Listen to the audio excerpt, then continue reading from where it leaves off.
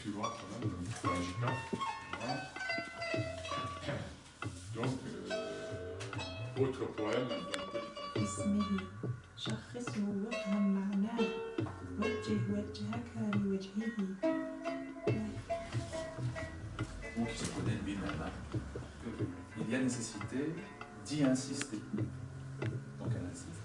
C'est la racine shin del. L'idée de force, de renforcement. Alors pas la force au sens de l'épreuve, pas la force, par exemple, la force physique par exemple. Des noms divins, des récits du prophète, paroles rayonnantes sur un groupe haineux. Ni passé, ni présent, ni futur, en ta précieuse compagnie, seul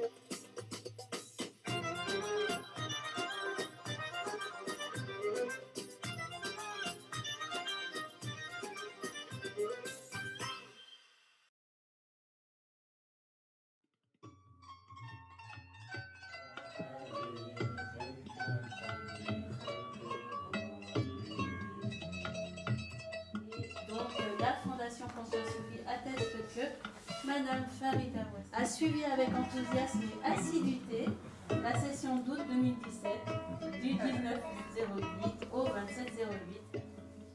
Nous félicitons pour son enthousiasme. Hadda également. Hassana. Je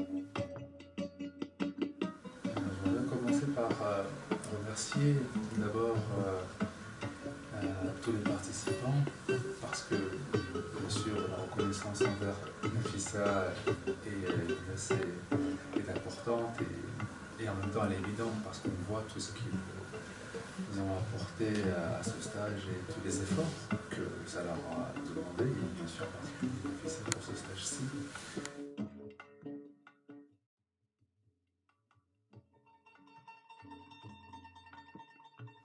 Je voulais remercier Nafissa pour sa générosité, Younes pour sa sincérité qui donne une belle confiance et Tayeb pour toute la lucidité qu'il a eue pour enseigner. Voilà. Merci. Ce qui était assez émouvant, c'était au niveau de la langue arabe, l'impact que ça a eu en fait. Je remercie énormément aussi Nafissa parce que ce que tu m'apprenais, j'avais l'impression que ça passait naturellement, il n'y avait pas d'obstacle, c'était fluide et je comprenais ce que je faisais.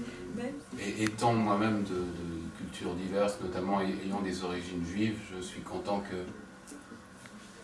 qu'on m'ait accepté en tant que musulman, que musulman spirituel on va dire, et non pas musulman identitaire.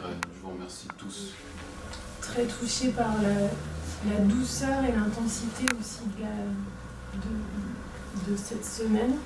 Je me tourne tout particulièrement envers Tayeb parce qu'il m'a ouvert des portes, et tout particulièrement, si ce n'est sur l'enseignement sur lequel je peine, j'ai un chemin ici, Inch'Allah.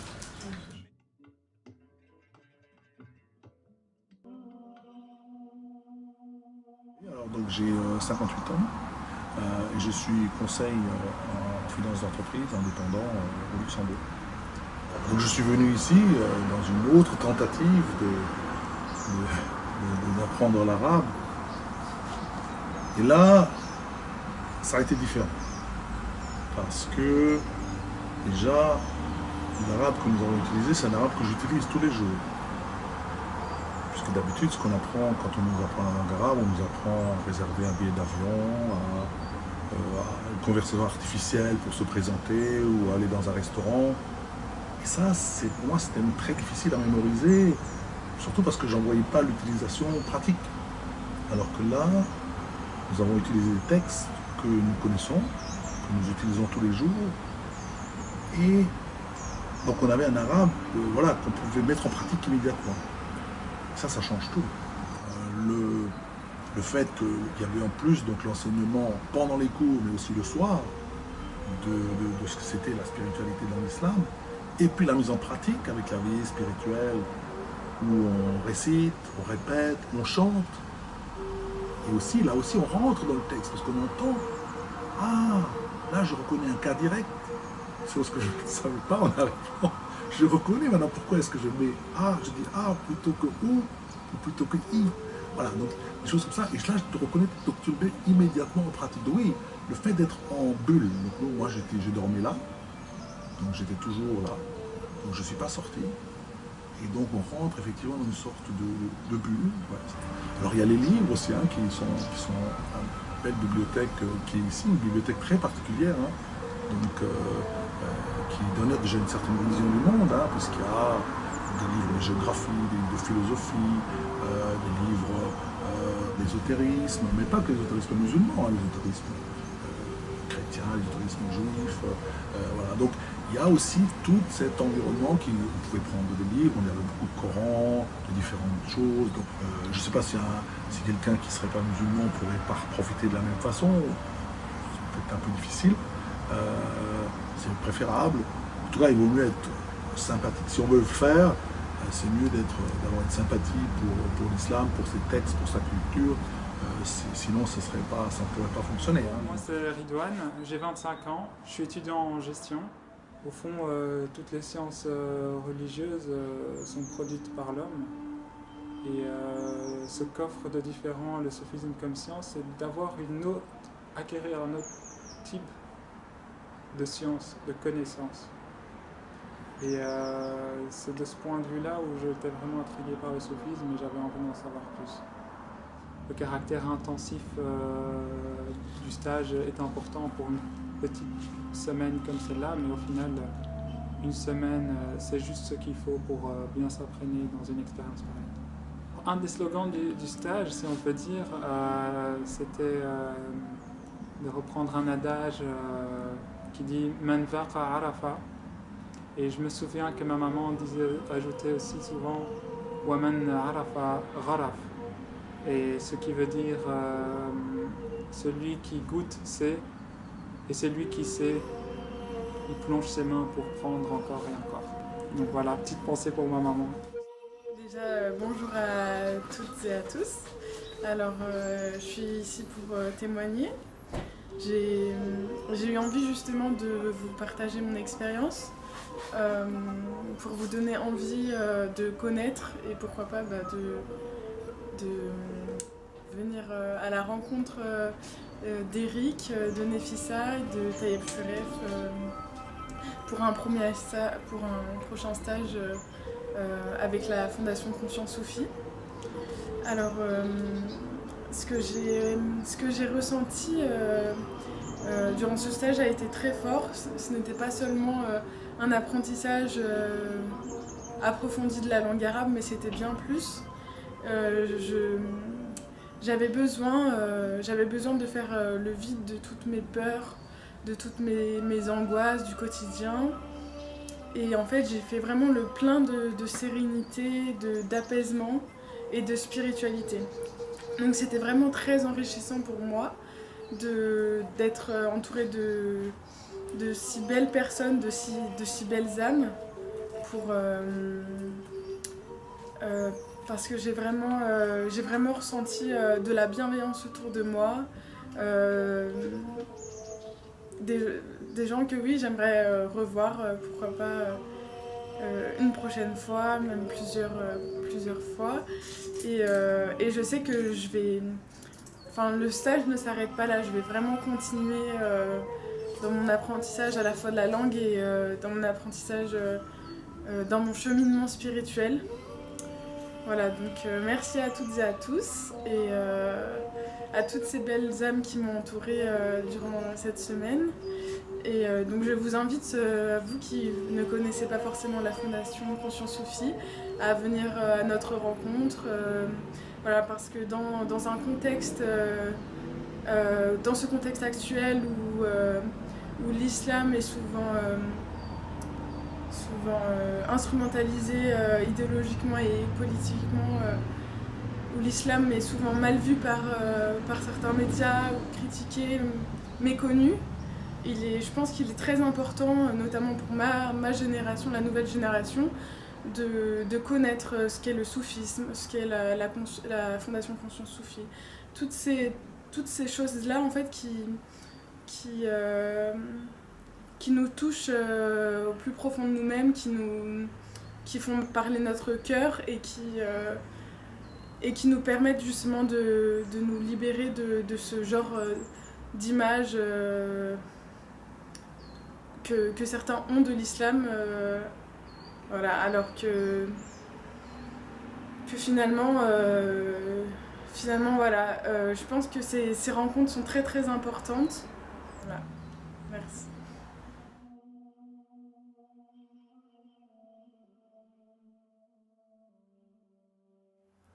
Bonjour à toutes et à tous. Voilà, je suis Eric Geoffroy, le président de la Fondation Conscience Soufie. Là, je me trouve dans un beau lieu ici. Je suis à Bellegarde, pas loin de Genève, près de la frontière suisse, où nous venons d'animer un stage de langue arabe sur objectifs spirituels. Donc, c'est une des réalisations de la Fondation. La Fondation a 5 axes. Vous les connaissez, ils sont sur le site, ils sont connus.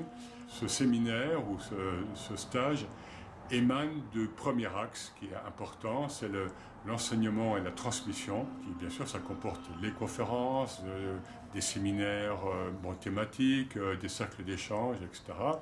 Et également ce premier stage de langue arabe qui permet à des personnes qui viennent d'horizons différents, qui ont eu des formations très éparses concernant la langue arabe, de se remettre à niveau ou de progresser. Le but étant toujours d'aller donc vers une meilleure connaissance des textes spirituels. Aussi bien les textes scripturaires, c'est-à-dire le Coran et le Hadith, c'est-à-dire les paroles du prophète, que les textes soufis, enfin les textes donc des maîtres soufis, Razali, Ibn Arabi, Ibn Atallah, etc., etc.